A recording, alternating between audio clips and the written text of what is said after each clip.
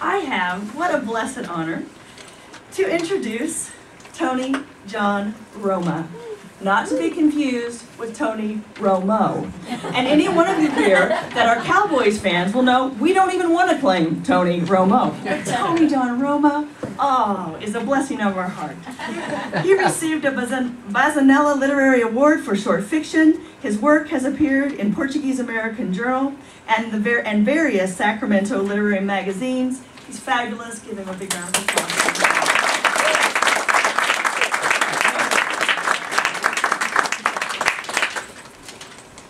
Thank you so much for inviting us and to invite me to read with these writers whom I so love and admire. And a special thank you to Louise, because Amy kissed us all goodbye when we left Lisbon 2 years ago, and I'm glad she'll be kissing us again tonight. This is a story called Basic Training. After the Second World War, and a generation before the colonial wars, young Portuguese men from the Central Azores Islands were sent to Terceira to serve their military duty. 3 years in a small place away from home, across a short abyssal distance, away from even the smaller places that had nurtured them. When the soldiers passed through Santa Barbara, João Augusto Barba could see São Jorge across the channel and knew that his village, Norte Grande, faced them. He wondered if anyone was, at that moment, in the pastures or in the village, looking back, thinking of him. The island looked like a giant ship cutting through ocean and fog, and at the barracks he daydreamed of that prow of green cliffs and black stone. Manuel Delgado crept up behind him and yanked his earlobe. "Acorda-te, Borba," he said in his worn-out voice. João flinched and pivoted toward him. Delgado was scrawny and pugnacious. His practice of making trouble often landed him in the stockade. "Careful, Delgado," André Silva said, scurrying over to see the action. "These quiet ones can be mean." João usually kept to himself, and Delgado had marked him as weak by nature, especially after his father had paid a visit to the base. Although most didn't know it, João had pled for his father to come and get him out. At first he had complained to his tia Rosa in Angra just a few weeks after arriving. "Oh, rapaz, força," the woman said, squinting through oncoming blindness and tapping his hand to make her point. "You will not write your father. Não tens vergonha. You're a man. You're in the army, and you will fulfill your service." He still felt her fingertip prodding the back of his hand when he wrote the letter to his father anyway. Aware of the censors who would read it before it went through the mail, he explained in his large flowing script that he did not feel well, that perhaps there was some medical problem which had been overlooked. And his father came. When he told João there was no getting out of this, there was a long silence between them. Carlos Augusto Borba, through lessons learned, understood that the best help for his son would not come in rescue. João was not the youngest, but he was the most delicate of four brothers. Physically uncoordinated and often sick, he had been coddled by the adults in his family. Carlos's extra attention had been influenced by his wife's early death, but sheltering the boy had also made things more difficult with his peers. It was bad enough he had one eye so crossed it seemed to be attached to his nose. "Molho, molho, primeiro olho," his brothers used to shout. But his desire to be at home, close to those who provided security, also earned him the labels of baby and pansy. João had learned teasing did not always require a response. He had also learned people like Delgado were relentless until they were taken back a step. While he had always managed to do that with words and humor that hurt, Delgado had reached some part of him that made his face burn and his body shake. Without a thought, João lunged at him. He grabbed him by his skinny neck with both hands and slid him across the room. When Delgado's legs hit a bunk and he tumbled back onto it, João knelt down, ignoring the twisting feeling in his stomach, and grabbed the young man's face, bringing his own so close that his glasses fogged with Delgado's breath. While his brothers had taken to raising animals and milking cows, João never felt comfortable around creatures he could not reason with. After having witnessed him flinched at the snort of a bull, his avó Correia would make excuses to bring the boy to his general store to assist with inventory and bookkeeping. On one such day, returning from a delivery, João heard his father and grandfather arguing inside. "He needs to work like the others," Carlos said. "This is work," Avocres said. "The boy is good with numbers, terrible with livestock. Let him do something of value." "It's not fair for his brothers to take on more of the work," his father said. "It's not fair that he's weaker than they are," his grandfather replied. The next morning, João offered to help his brother Eduino with the milking. "Why?" Eduino asked, not waiting for an answer as he flung the milk cans across their donkey's back. The donkey was not as eager as João to work. As Eduino beat the animal with a thick rope, João, his face wet with tears, screamed for him to stop. "It's the only way he'll listen," Eduino said through clenched teeth. He hoped Delgado was listening now. "You need to stop," he said in a voice that shook too much to sound confident.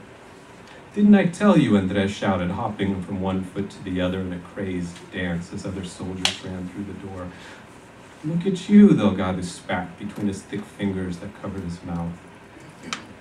"You a little braver now that your eyes are all straight?" Thinking the man might try to grab at his eyeglasses, João leapt onto his chest and held him down with his knees.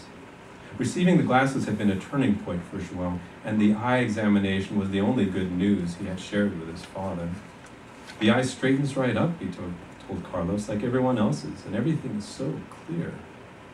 "See," his father said, then laughed at the unintended joke. "You can find good things here. Patience." One of the soldiers near the door warned, "O sargento," dissipating João's sudden courage. He stepped off and away from Delgado. "My eyes are straight," João said, hardly finding breath for the words. "And now I see what a small, stupid man you are." Delgado had been in many fights on the base, but João had never seen him flail the way he came at him now.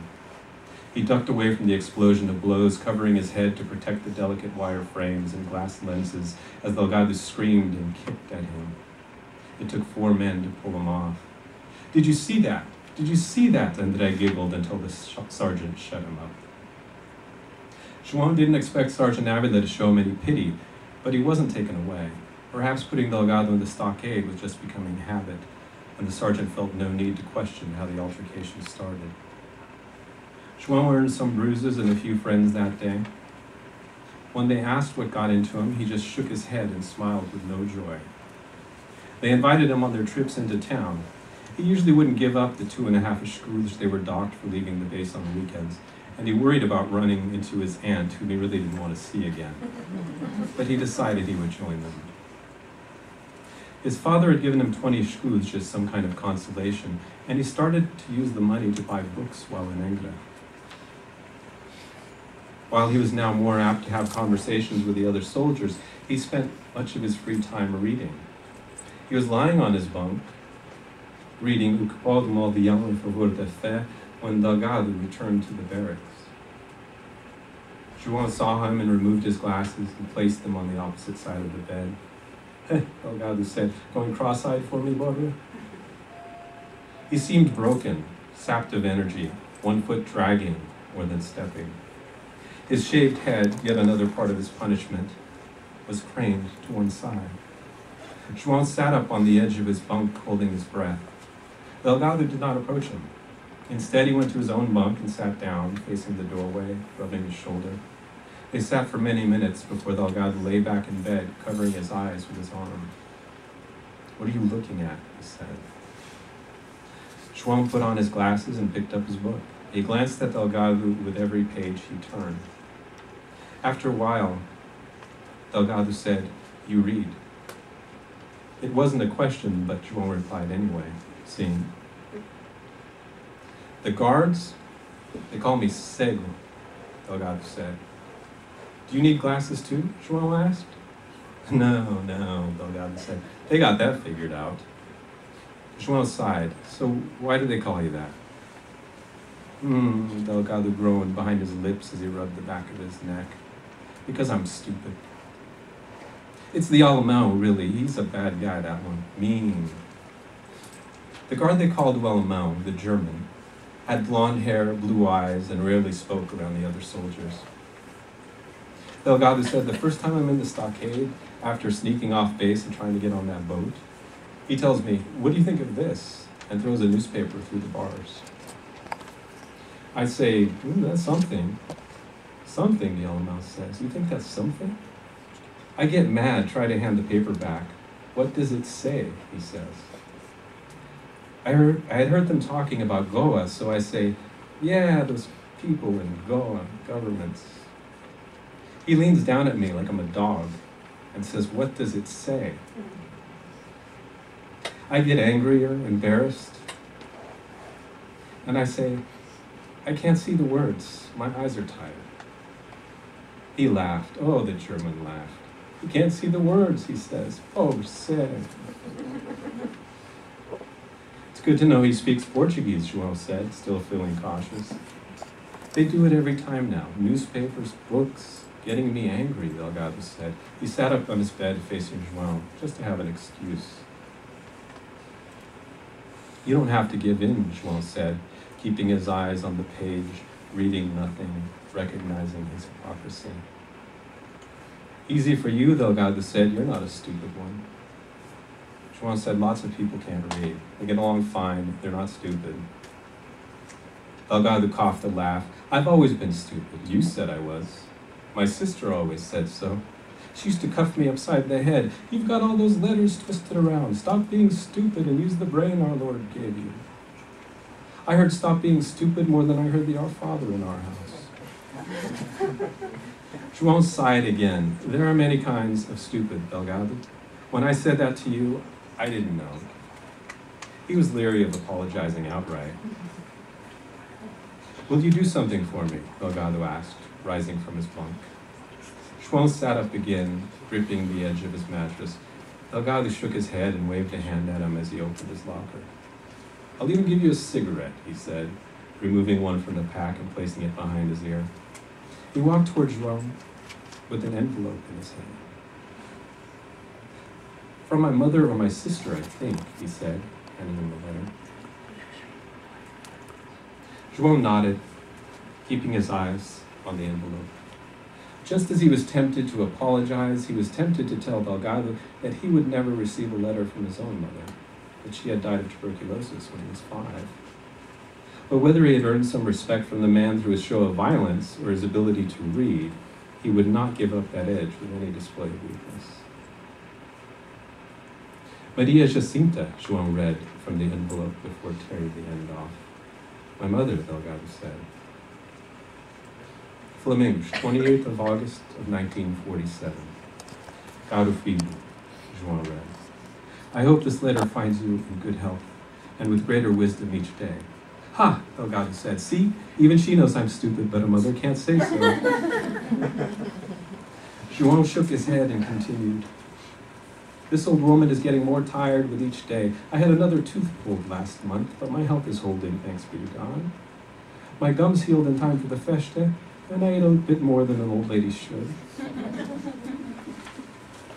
As he continued reading, João cleared his throat many times as the vague memory of his mother drifted between his eyes and the letter in his hands.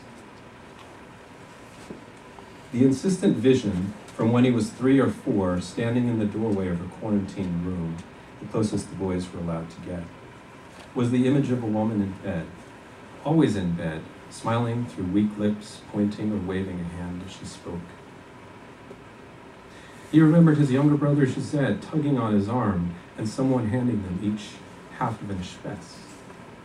He remembered biting into the sweet spice cookie, the flavor of it, the joy of it, filling his mouth, giving some context to the words he could not hear as the woman spoke and nodded against her pillow.